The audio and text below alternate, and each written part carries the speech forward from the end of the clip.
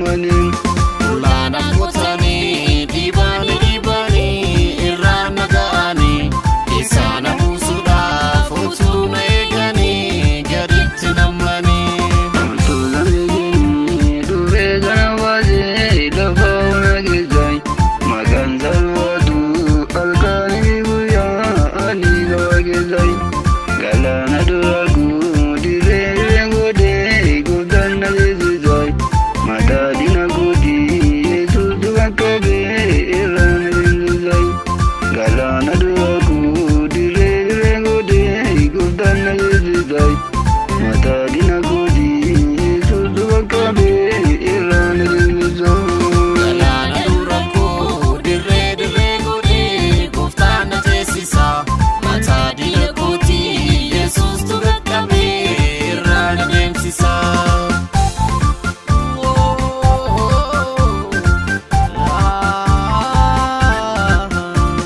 Oma waimbasu jere tuadera abdi guadera kabinya nuade kanang kawajedu undara wadera wanini na jalate walkisi malbadu metezi malbadu isab kanisi tu galada luwada kanini gamado wanini na jalate walkisi malbadu metezi malbadu isab kanisi tu galada luwada kanini gamado Wakini na jalati yokisi marbadu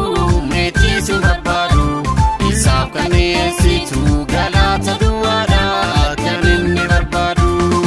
Tulame gini dure ganawaje dafauna gizai maganzal wadu alkani buya ani gawagizai galana duragu dire ngode gudan nagizai matadina gudi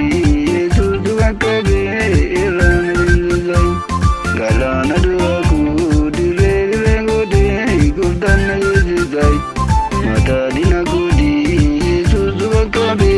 iran gizai galana durako dire gode goftana tesisa matadina koti yesus turakabe irra demsisa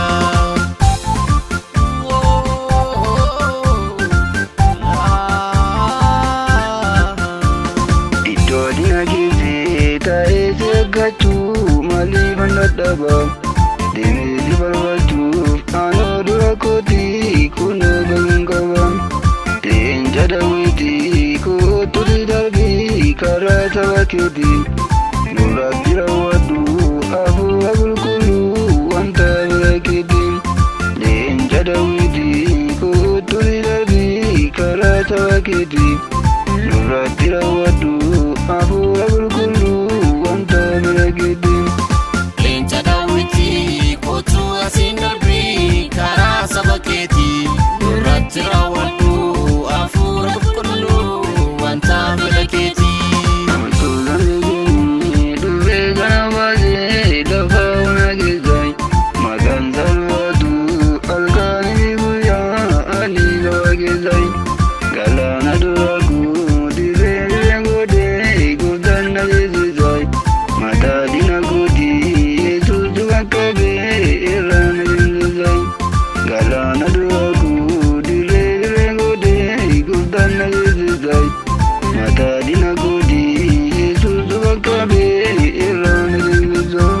Galaana durako dirree godhee gooftaan na teessisa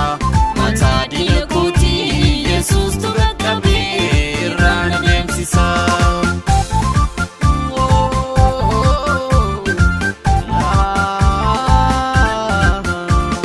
Adini kakuu kadhatame kunoo danargeera